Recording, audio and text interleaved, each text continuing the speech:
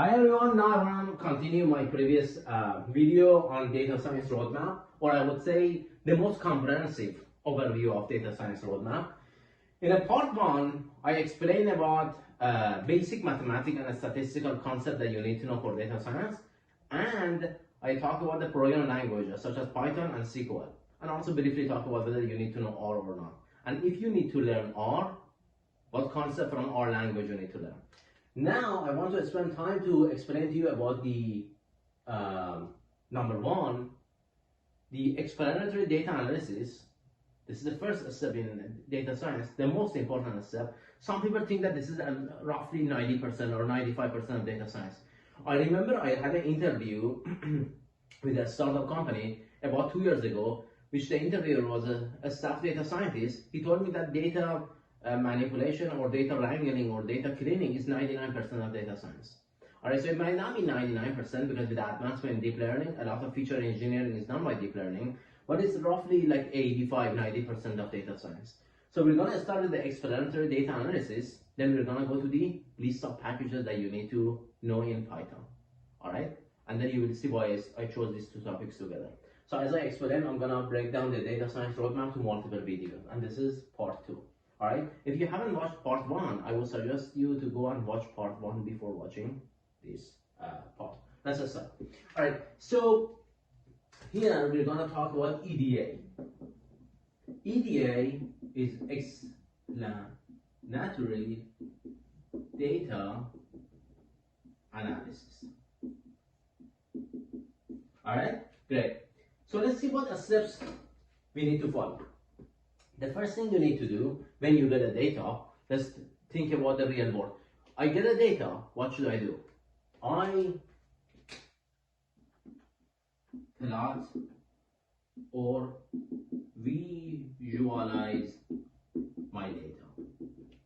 Alright, plot, visualize, or show, display data. Alright, so you get a data frame. What you need to do here is that these are the useful commands. Head. It shows the first 5 rows. You can use tail as well. By default, this uses the first or the last 5 rows. You can, in the parentheses, specify the number of rows you want to see. Like for example, you can say head 5 or head 10. So that's the first thing, to get an idea what columns you have, like how data looks like. Then the next thing you can do here is that you do some manipulation, some statistical, get some statistical information about the data using group by. Guys, learn this command very well.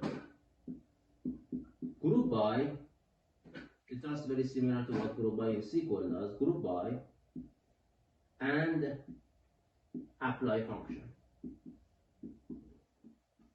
Alright? We get a data corresponds to multiple products. Hey, I want to see how many items, samples I have from each product. What do? You get this data frame X that you have, you group by product, and then you type apply lambda x dot shape 0. That's it. Group by my products, my data by product, and tell me how much from I have from each data. That's it. From each partition. Alright. So then this is the concept of group by and apply function. Let me make sure that this is actually more readable. These bullet points for you guys.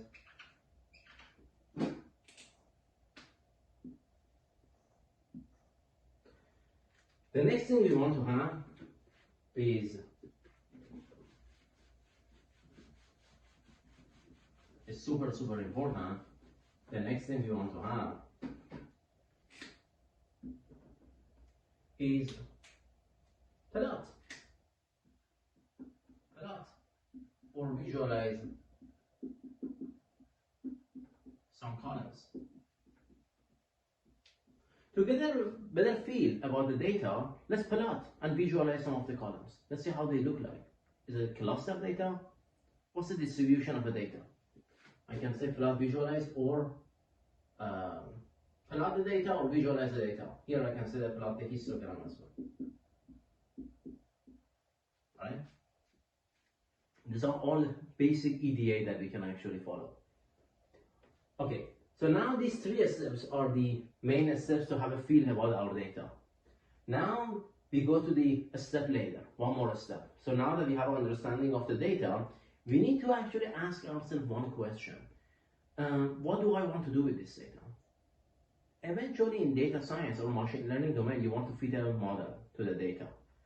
In order to feed a model to data, you don't feed a model to the raw data. The data might be consist of different columns from different data type. So another thing we need to do is this. Find the column data type and information. What's the command that is useful? x.info. Okay? x.info, for example, is a very good command that you can use here. There are other commands you can use. There are commands that like summary x. You can get an actual feel about the data. Now, you can type x, get a type of the x. Perhaps it's going to give you a pandas data frame, right? You can type x and then for each column to see what's the type of each column. But x.info gives you all the necessary information you want. All right. Now we have an understanding of the columns. You can also use x.columns. This gives you list of the columns that you have. You could get this one from the head and tail, but sometimes you have a lot of columns, so this doesn't show all the columns. It usually the 3 dots, right? So x.columns show all the columns name that you have. All right, great. So now we have a feeling about the data type of the columns. We get a feeling about the how data look like. We have a good understanding of that. Now we need to get to the feature engineering. We need to do this data manipulation, and that's the biggest part of data science. When I say 90%, I meant that. Okay, so these are all part of EDA. These are all part of EDA, but now we get to the main part of EDA. And this is the main part of data science as well. Alright? And this concept of feature engineering.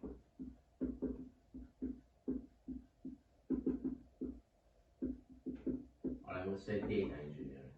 Yeah, this is we haven't defined the feature. Alright, what do I mean by that? What do I mean by that? I mean these concepts. These are dominant concepts you need to know. Missing value imputation. What techniques do I want to fill out the missing value? NaN, not a number, at Python. I have a whole video on this, but here I will say, for example, mean, median, mode of data, KNN, k-nearest neighbor. We can use techniques like MICE, multiple imputation chain equation. This is more advanced. We can techniques like forecasting techniques. We can use a lot of techniques to do this missing value imputation, right? Like average of the columns. This KNN and MICE uses different columns as well to impute the missing values. Got it? So that's missing value imputation. We can do outlier detection or anomaly detection. Alright? Outlier anomaly detection. There are a lot of ideas in this domain. You can use, for the outlier detection, you can use Z-score. You can use isolation forest. You can use one class SVM, support vector machine. You can use STL, seasonal trend load STL. It's a very famous concept. It's developed by Twitter, right? And many more. Autoencoder, many more concepts. Forecasting technique. You can use a forecast the model, forecast the data point and then compare it to the data point you already have and see whether it's anomaly or not. I have a video on that in my YouTube channel, and I think it's very valuable to look at that video because I divided to time series and also cross-sectional data. Alright, missing value after anomaly detection. Then this is something that is very important, is that data cleaning.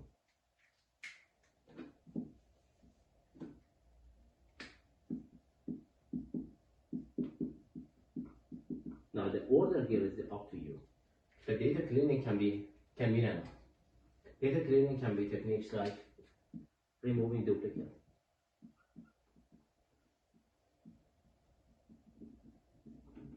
I usually start from this part, removing duplicate.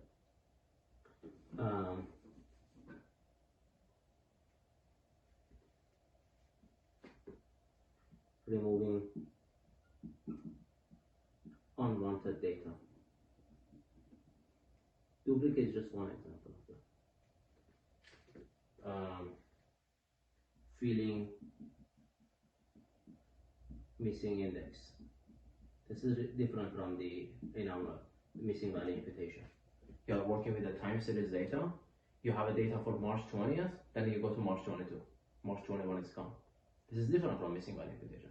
Missing value imputation, the row is there. Some values are missing in the row. Here, the entire row is gone, right? And so this is a part of data cleaning. These are part of all data engineering or feature engineering, missing value imputation, after detection, and also data cleaning. Usually I start with data cleaning, and then after that you do the missing value imputation, and then you do the anomaly detection, because the missing values impact the anomalies as well. Alright? Or you can do switch these two. When you do the outlier detection, then you say that the outliers impact the missing values. Right? So it's up to you and the problem statement. So these are the three dominant things that you need to follow for the feature engineering. But there are more. So here I'm trying to give you a comprehensive list, so I have to explain all of them here. So what else?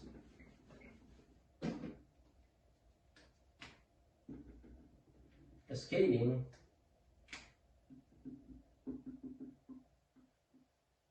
numerical features. What do I mean by that? Change the scale of numerical columns to change the scale to either 0, 1 or negative 1, 1 for the numerical column. This is very common in deep learning. 2, change the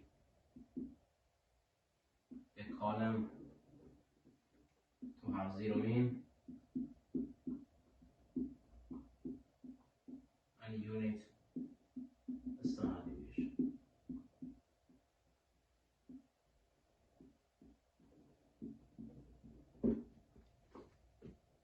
Correct.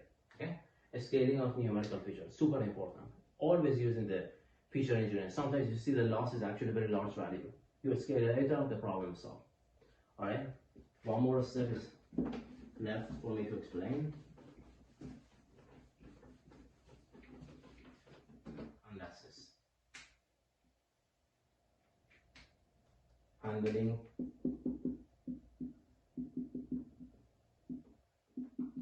categorical data. So what do you want to do with the categorical data? Alright, so what we can use is as follows. Label encoding, one-hot encoding,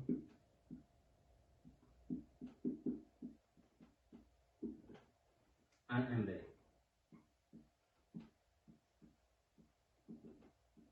Embedding is more complicated concept. It's usually used with the deep learning application.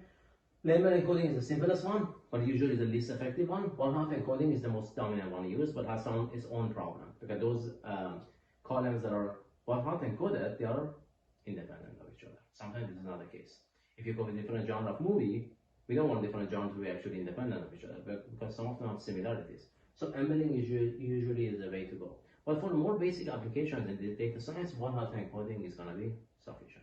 All right, great. So this is the feature engineering of the data, and as part of the EDA, explanatory data analysis. I guess we have a good grasp on the EDA and what it really means in data science, and now you can see that why it's super important.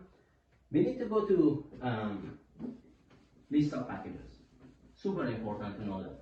I want to talk about the packages that you need to know in Python. This is very, very important. Or packages that you need to know for data science, not necessarily for Python. Because SQL doesn't really have packages, so that's why I keep saying Python.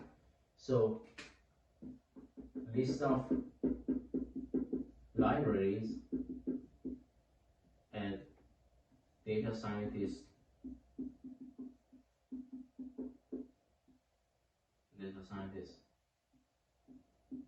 must know. Now that we understand explanatory data analysis, we have a good reason to go over this, and that's why I chose this fellow actually. All right, let's start. Number one, NumPy. You cannot do data science without having a good grasp of NumPy. You need to understand do array operation, and NumPy is the way to go. Super efficient and super fast, right? You usually import NumPy as NP, and you do the operation. NumPy is number one. It comes with a standard Python library. The second one is the most important one, pandas. This is the most important Python package for any data scientist. All the data frame operation is done on pandas. Every single thing you do. The first thing you do when you go to Python is it's unconscious. You just type pip install pandas, but then import pandas.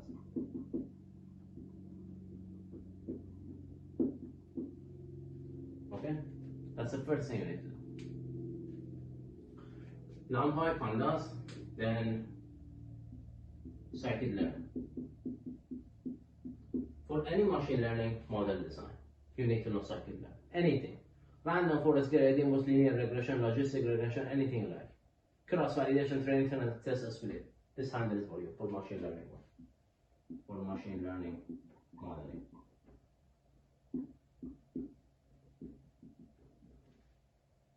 What's next? Matplotlib. Now we know why it's so important for visualization.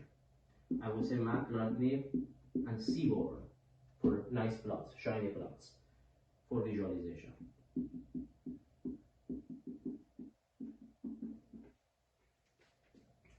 The next one, I'm not really sure, it's very sorry, controversial, but I will write it anyway. SciPy for optimization. You don't use it a lot as a data scientist, but it's good to know that. SciPy. Alright? What else? You're not done. What else?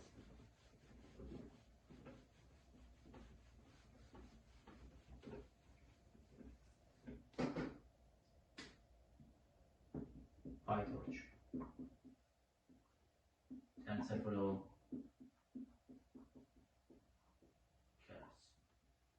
Why did I write it like this? Is because I don't think you need to know all of this. Learn one of them very well. You want my opinion, learn PyTorch. Learn PyTorch. It's easier than TensorFlow, and it does everything you want, or everything TensorFlow has. Every little thing. Well, there are some details that PyTorch has that TensorFlow doesn't have it, and vice versa, but you don't need to use them. Don't worry about it. Most people never use all this stuff. Keras is a high-level library on top of TensorFlow, and it's actually very, very easy to use. But once you get used to PyTorch, you don't need to use Keras, because PyTorch is stronger than Keras. Keras is good if you don't want to really understand the logistic of deep learning. It handles everything on the hood for you, right? It's very easy to begin with. But I would suggest you to start with the PyTorch. And the advantage of this is for the deep learning libraries. This is for deep learning libraries, deep learning modeling, and everything you want. All right, so these are list of the Python packages that I think you guys need to know in order to be very successful as a data scientist. I didn't mention anything about R because I don't think you need to know anything about R. If you decide to learn R, then we can have another video about R only. I didn't talk about the PySpark packages because PySpark I will cover it as a large scale data analysis, or under the parallelism. I have a video on this data science roadmap about the PySpark, Scala, Spark SQL, and in a sense, how do you handle big data. For now, this is what I have. If you have any question or concern, leave a comment under the video. I will do my best to answer or address your concern.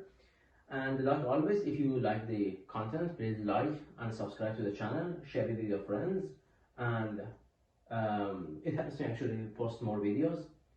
So that's what I have. Thank you so much for listening, and see you all in the next video. Thank you.